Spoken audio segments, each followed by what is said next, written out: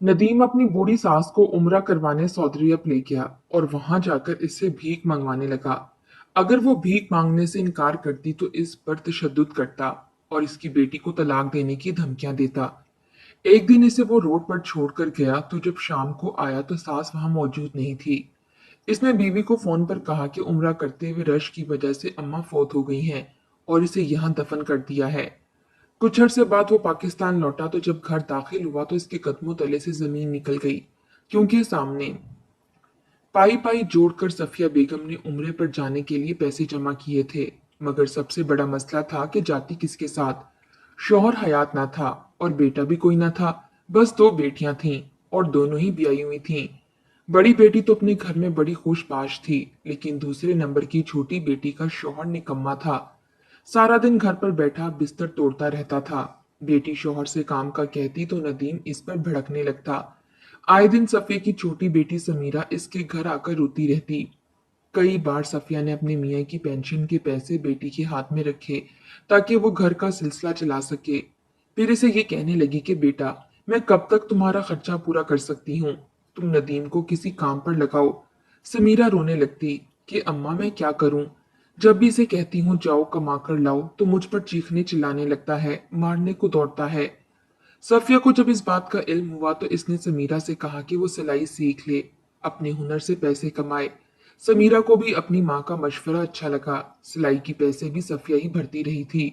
समीरा ने बहुत जल्दी सिलाई सीख ली और कपड़े सिलाई करने लगी। वो बड़े ही शानदार कपड़े सीने लगी थी। जिसके मुंह मांगे पैसे मांगती तो लोग देने से गुरेज न करते। ये देखकर तो नदीम बिल्कुल ही घर का होकर रह गया था। जब भी समीरा इससे झगड़ा करती तो वो कुछ भी कमा कर लाए तो वो कहता कि ठीक है, ऐसा कर तू मुझे बैरून मुल्क भेज दे, मैं वहां जाके कमा लूंगा। यहाँ मुझसे कोई नौकरी नहीं होगी। यहाँ रात दिन मेहनत करो और हाथ में क्या आता है, चंद सौ के नोट। बाहर जाऊंगा तो डॉलर दिरहम कमाऊंगा, फिर तुम्हारे भी दिन बदल जाएंगे। समीरा कहने लगी कि इतनी अच्छी मेरी किस्मत कहाँ, मैं कहाँ से तुम्हारे लिए पैसों का इंतजाम करूंगी। बहरहाल ये कहकर समीरा सिलाई मशीन के सामने बैठ गई। सफिया ने शौहर की पेंशन की पाई पाई जोड़कर इतने पैसे जमा कर लिए थे कि उम्रा करने जा सके। ये इसकी दिली ख्वाहिश थी और ये पैसे वो कब से जमा कर रही थी। इरादा तो ये था कि अपने शौहर के साथ जाकर उम्रा करती, शायद नसीब में ना था। एक बार सफिया ने अपनी बेटी समीरा से इस बात का जिक्र किया। समीरा कहने लगी अम्मा, अगर आपको उम्रे पर जाना है तो ऐसा करें नदीम को साथ ले जाएं। एक तो उम्रे में आपका साथ भी हो जाएगा और दूसरा ये वहां पर अपने लिए नौकरी भी ढूंढ लेगा। अगर इसे नौकरी मिल गई तो मेरी जान को भी सुकून हो जाएगा। फिर जहां इसकी नौकरी लगेगी वो इसका वीजा भी लगवा देंगे। जितनी समीरा अपने शौहर नदीम से परेशान थी उतना ही सफिया ये चाहती थी कि वो खुद कमाए और इसकी बेटी को ख्वाम खा की मुशक्कत ना करनी पड़े। इसलिए वो मान गई। ये बात जब समीरा ने नदीम को बताई कि वो अपनी सास के साथ उम्रे पर चला जाए तो इसकी तो खुशी की कोई इंतहा ना थी। इसे मुफ्त में ऐसा मौका मिल रहा था, और क्या चाहिए था। क्योंकि सफिया ने अपने और अपने शौहर के लिए पैसे जमा किए थे। शौहर तो हयात ना रहा था, इसलिए दामाद के साथ उम्रे पर जाना चाह रही थी। सारा खर्चा सफिया ने ही करना था। नदीम बहुत खुश था। जैसे जैसे उम्रे पर जाने के दिन करीब आ रहे थे, नदीम की फरमाइशें भी बढ़ने लगी थीं। समीरा से कहने लगा, मेरे पास तो साफ सुथरे कपड़े ही नहीं हैं जो मैं उम्रे पर पहन सकूं। ऐसा करो, अपनी अम्मा से 10-12 हजार रुपए ले लो और मुझे दो, ताकि मैं थोड़े से अपने कपड़े खरीद सकूं और सिलवा भी लूं। अब क्या मैं पुराने कपड़ों में उम्रा करता हुआ अच्छा लगूंगा। समीरा अगर इसे कुछ भी कहती तो बात झगड़े पर जा पहुंचती। इसने अपनी सिलाई के पैसों से 12 हजार दिए और बगैरतों की तरह नदीम ने भी बीवी से पैसे लेते हुए शर्म महसूस नहीं की थी। जाकर अपने लिए कॉटन के सूट खरीदे और दर्जी को सीने के लिए दे दिए। जिस दिन सफिया ने जाना था दोनों बेटियों के गले लगकर वो बहुत रोती रही और बच्चियों को दुआएं देती हुई फिर नदीम के साथ उन्होंने सऊदीया का सफर शुरू किया। जब वो जद्दा एयरपोर्ट पर पहुंचे तो सफिया के दिल की ये हालत थी कि खाना काबा को देखने के लिए मचल रहा था। जबान पर लब्बैक अल्लाहुम्मा लब्बैक था। यकीन करना मुश्किल था कि वो वाकई ही इस पाक सरजमीन पर पहुंच गई है जहां आने की इसकी बचपन से ख्वाहिश थी। गुर्बत में पली बड़ी थी, इसलिए ना तो बाप के घर ऐसी कोई ख्वाहिश पूरी होने के आसार थे, ना शौहर के घर। शौहर गवर्नमेंट का मुलाजिम था, ईमानदारी से जो कमाता इससे बस घर ही चलता था। लेकिन सफिया की शौक की इंतहा ये थी कि इसने 2-2 3-3 साल तक ईद तक के कपड़े नहीं सिलवाए थे और वो पैसे जमा करके एक तरफ रख देती थी। इरादा यही था कि वो उम्रा करने अपने शौहर के साथ जाएगी। लेकिन ऐसे जमा करते करते और हर साल बढ़ती महंगाई ने तो सफिया को मौका ही नहीं दिया था। जवानी से बुढ़ापे में आ गई थी। अब जाके इसके पास इतने पैसे जमा हुए थे कि वो उम्रे पर जा सकती। मक्का मुकरमा का सफर बड़ी बेचैनी से गुजरा था। जैसे ही खाना काबा के पास जाकर खड़ी हुई तो दिल बेइख्तियार सा हो चुका था। आंसू लगातार आंखों से जारी थे। बेयकीनी का आलम था कि वो सच में काबा शरीफ के इस कदर करीब खड़ी है। इसकी सिसकियां बुलंद हो गई थीं। वहां मौजूद सब लोग रो रहे थे। सफिया को भी किसी बात का होश न था। बस इसे लग रहा था कि सामने काबा है और वो अकेली खड़ी है।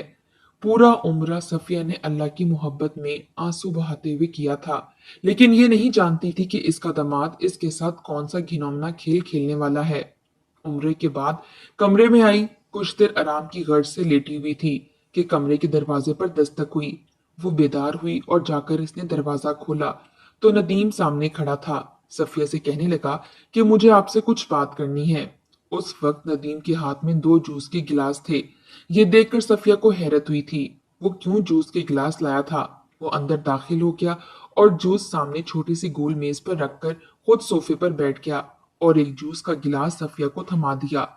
कहने लगा कि उम्रा तो अल्लाह ताला ने करवा दिया है और मैं चाहता हूँ कि अब मैं नौकरी तलाश करूं। सफिया ने जूस पीते हुए कहा कि हाँ बेटा, क्यों नहीं, तुम जरूर नौकरी ढूंढो। वो कहने लगा, अम्मा जी कैसे ढूंढूं? जाहिर है मैं जहां जहां नौकरी की तलाश में जाऊंगा, किराया तो चाहिए। सफिया इसकी बात समझ चुकी थी, इसलिए जूस का गिलास एक ही घूंट में खाली किया, साइड टेबल की दराज से पर्स निकाला और कुछ नोट इसे पकड़ा दिए। लेकिन जैसे ही इसने इसको पैसे दिए, सफिया को बहुत जोर का चक्कर आया था कि वो बेड पर ही गिर गई। फिर इसकी आंखें बंद होती चली गईं। इसे तो किसी शय का होश ही नहीं रहा था। जब कुछ घंटों के बाद इसे होश आया तो चकराते हुए सर को थामे उठी। अपने बेड पर बेसुध लेटी हुई थी। कमरे पर नजर पड़ी तो उसका पूरा सामान खुला हुआ था। इसका सर अभी तक चकरा रहा था। इसने अपने सर को पकड़ा और फिर सोचने लगी तो सब कुछ याद आ गया। रात को नदीम का कमरे में आना, जूस का गिलास पिलाना, फिर इसका बेहोश हो जाना, एक झमाके के साथ सब याद आया था। जितना कैश था इसके सामान से गायब था। जल्दी से कमरे से बाहर निकलकर नदीम के कमरे में आई तो मालूम हुआ कि कमरा छोड़कर जा चुका है। ये देखकर तो सफिया की जान पर बन गई थी, क्योंकि इसके पास मजीद रहने के लिए होटल के कमरे का किराया तक ना था। जो पैसा था वो नदीम लेकर जा चुका था। इसका सर अभी भी चकरा रहा था, मगर इसके बावजूद वो बुखलाई हुई कमरे से निकली और बाहर आकर आसपास नदीम को ढूंढने लगी। वहां पर कई लोग थे जो आ जा रहे थे, मगर इनमें कहीं भी नदीम मौजूद ना था। इसकी हालत इस कदर खराब हो गई कि वहीं बैठकर रोने लगी। इसे रोता हुआ देखकर अरबी जबान में आकर कुछ औरतें और वहां पर काम करने वाली मुलाजमीन बातें करने लगे। वो उर्दू में इन्हें अपनी परेशानी बताने लगी, मगर वो तो इसकी जुबान समझ ही नहीं पा रहे थे। सफिया परेशान होकर रह चुकी थी। आज तक वो अकेली पाकिस्तान में एक गांव से दूसरे गांव नहीं गई थी। यहाँ पर अपने दामाद का सहारा लिए वो एक मुल्क से दूसरे मुल्क आ चुकी थी। अनजाने लोग थे, पराया देश था। यहाँ पर वो किससे मदद मांगती? इसके पास तो मजीद किराए के पैसे भी ना थे जो देकर यहाँ पर रह सकती। आज इसका इस होटल में आखिरी दिन था। मजबूरन इसे अपना सामान पैक करना पड़ा। होटल वाले से होटल से निकाल चुके थे। वो रोती हुई होटल के बाहर आई और सीढ़ियों पर बैठकर रोने लगी। वो अपने बैग को सीने से लगाए हुई थी। लोगों को आसपास देखती तो समझ नहीं आता कि क्या करे। इसके पास रहने का कोई ठिकाना मौजूद ना था। ना ही मोबाइल था जो किसी तरह पाकिस्तान कॉल करके अपनी बच्चियों को बता सकती। वो सड़कों पर मारे मारे फिरने लगी। अपने दामाद को ढूंढने लगी, मगर दामाद तो इसके पैसे लेकर रफू चक्कर हो चुका था। तो इसका प्लान था कि वो यहाँ आकर सफे के सारे पैसे हड़प लेगा और फिर कोई अच्छी नौकरी ढूंढेगा। चाहे 2 नंबर काम ही क्यों ना करना पड़े, वो करेगा और खूब पैसे कमाएगा। मगर इस जैसे निकम्मे इंसान से भला मेहनत होती कहाँ थी। वो सुबह से भूखी थी, इसके पास खाने को कुछ भी मौजूद ना था। चल चलकर जब थक गई तो सड़क किनारे एक जानिब होकर बैठ गई। भूख के मारे अब मजीद चलने की हिम्मत ही ना रही थी। दिल ही दिल में अपने रब से मदद मांगने लगी कि काश नदीम इसे मिल जाए। वो जहां बैठी थी वहीं पर एक फास्ट फूड की दुकान थी। इसने जब एक औरत को बेसहारा बैठे रोते देखा तो खाने पीने की कुछ चीजें लाकर सफिया को दे दी और अरबी जबान में सवाल करने लगा। न सफिया को इसके अल्फाज समझ आते थे और ना ही वो अपनी बात इस नौजवान को समझा सकती थी। खैर, वो लड़का सफिया को खाना देकर वहां से चला गया, जिसे सफिया ने पेट भरकर खाया और एक बार फिर उठकर नदीम को ढूंढने लगी। रात हो चुकी थी, हर सू अंधेरा फैल रहा था, मगर नदीम की कोई खबर ना थी। इसे रात से खौफ सा आने लगा था। न जाने वो ये रात कहाँ गुजारती। अब तो नींद भी इस पर गालिब आने लगी थी। वो सुबह से रो रो कर हलकान हो चुकी थी। कुछ समझ नहीं आती कि क्या करे। आखिर यूं ही सड़क के एक जानिब दीवार से टेक लगाकर बैठ गई और रोते हुए अपने रब को याद करने लगी और यही दुआ करने लगी कि मुझे नदीम से मिलवा दे या फिर पाकिस्तान वापस जाने का इंतजाम हो जाए। वो रोती हुई यूं ही दीवार से टेक लगाए सो चुकी थी। सुबह उठी तो एक बार फिर अपने दामाद को ढूंढने लगी। एक हफ्ता तो यूं ही गुजर चुका था। वो खाने पीने के लिए किसी दुकान के बाहर जाती और हाथ के इशारे से भूखे होने का इशारा करती तो वो दुकानदार लड़का इसे कुछ न कुछ खाने को दे देता और सफिया दिल ही दिल में इसे दुआएं देती हुई वापस आ जाया करती। वही नदीम पिछले एक हफ्ते से सास के दिए हुए पैसों से खूब ऐश कर रहा था। पहले तो जाकर इस शहर में घूमने लगा, फिर कुछ पैसे बचे तो अपने होटल का किराया दिया। जब पैसे खत्म होने लगे तो कोई नौकरी ढूंढने लगा, मगर इसे कोई नौकरी भी नहीं मिल पा रही थी। ना ही इसे अरबी जबान आती थी और ना ही कोई हुनर आता था जिसे इस्तेमाल करके वो नौकरी कर सकता। बेचारे को जब लगा कि काम करना मुश्किल है तो वहीं सड़कों पर मारा मारा फिरने लगा और वहां आया जहां पर एक बड़ी सी सड़क पर कई बच्चे कितार दर कितार बैठे थे। किसी का बाजू नहीं था तो किसी की टांग नहीं थी, किसी का दिमाग छोटा था तो कोई अंधा था। वहां पर बैठे बच्चों को देखकर नदीम झुरझुरी लेकर रह गया। वो कितनी देर वो इन माजूर दर्द के मारे बच्चों को देखता रहा। वहां से बहुत से लोग भी गुजर रहे थे, खासकर दूसरे ममालिक के आए हुए लोग इन बच्चों को कुछ न कुछ भीख के नाम पर जरूर दे रहे थे। ये मंजर देखते ही नदीम के दिमाग में एक मंसूबा बनने लगा। इसके चेहरे पर एक शैतानी मुस्कुराहट आई थी। वो बच्चों के करीब आया और देखने लगा कि हर बच्चे के पास बहुत से पैसे थे जो वो अपने पास छुपा कर रख रहे थे। वो ये भी जानता था कि इन बच्चों को यकीनन किसी गिरोह ने यहाँ पर बिठा रखा है। ये बात तो हर खासो आम ही जानते थे कि बच्चों को अगवा करके इनके औजार काट कर भीख मंगवाना सौदरिया में आम था। इसने कुछ सोचा और फिर एक बार फिर अपनी सास के बारे में सोचने लगा। वो भागा भागा वापस उस होटल की जानिब आया। वो अभी उसी होटल की जानिब ही आ रहा था कि तभी से सड़क के किनारे अपनी सास बैठी हुई नजर आई। सास का तो हुलिया ही बिगड़ चुका था। वो इसको चेहरे से नहीं बल्कि इसके पास मौजूद बैग से पहचान चुका था, क्योंकि इस बैग पर इसी का नाम लिखा हुआ था। वो जब पाकिस्तान से चले थे तो उन्होंने बैगों पर सफेद चिट लगाकर नाम लिखा था ताकि बैग गुम ना हो सके। सास को यूं बैठे देखकर इसने फौरन अपने चेहरे के तासुरात भी बदले और इसके पास चलाया। कहने लगा कि आप यहाँ क्या कर रही हैं? मैं कितने रोज से आपको ढूंढ रहा हूँ। आखिर कौन करता है इतनी लापरवाही? मैं एक हफ्ते से आपको ढूंढ ढूंढ कर हलकान हो गया हूँ और आप यहाँ बैठी हैं।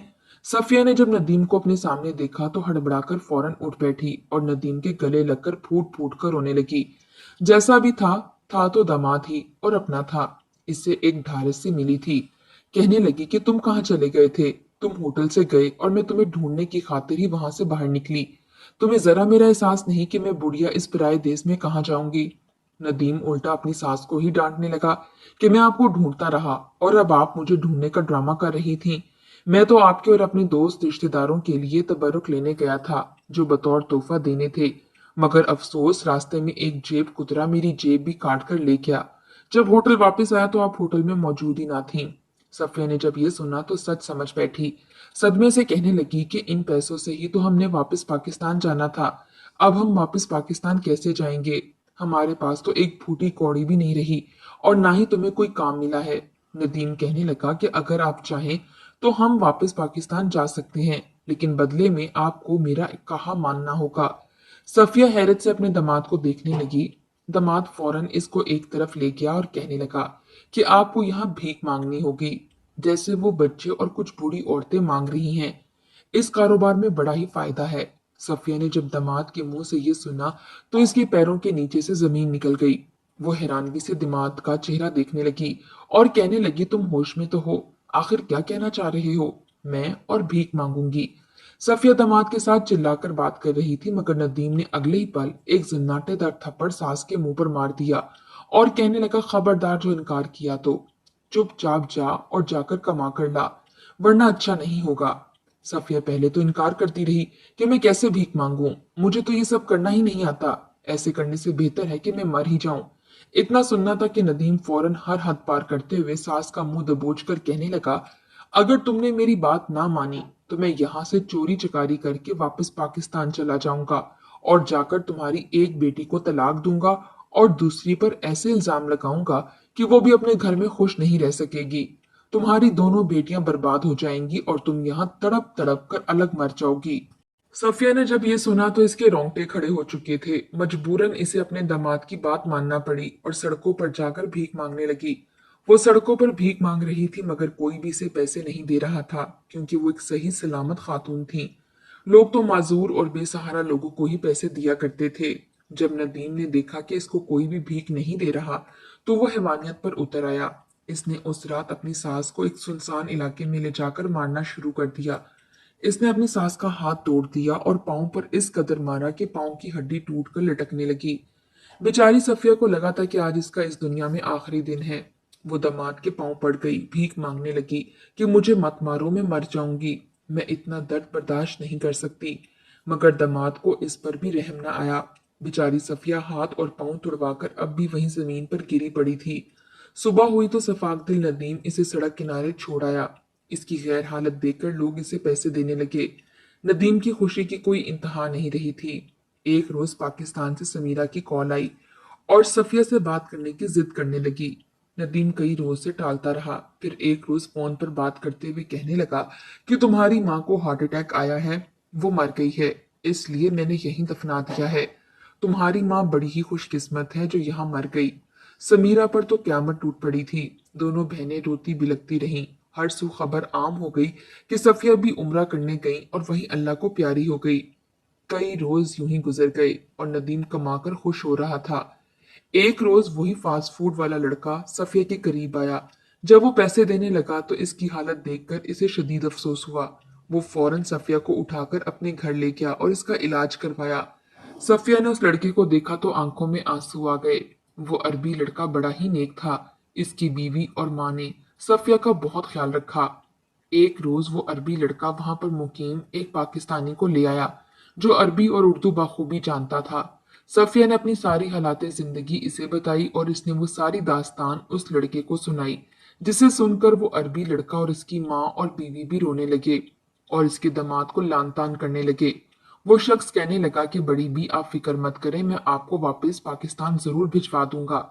इसने सफिया को अच्छी खासी रकम दी और फिर वो पाकिस्तानी शख्स और उस लड़के ने मिलकर सफिया का भरपूर इलाज करवाने के बाद वापस पाकिस्तान भेज दिया। वहीं नदीम कई हफ्तों से सास को ढूंढ रहा था। न जाने अचानक सास कहाँ गुम हो गई थी। दिल ही दिल में सास को बुरा भला कहता कि हो ना हो बुढ़िया इतनी कमाई करके कहीं भाग गई होगी ताकि अकेले ही भीख मांग कर ऐश कर सके। वो मजबूरन छोटी मोटी चोरियां करने लगा। सफिया जब पाकिस्तान पहुंची और घर आई तो बेटियां इनसे लिपट कर रोती रहीं। बेटियां तो माँ को देखकर हैरान थी।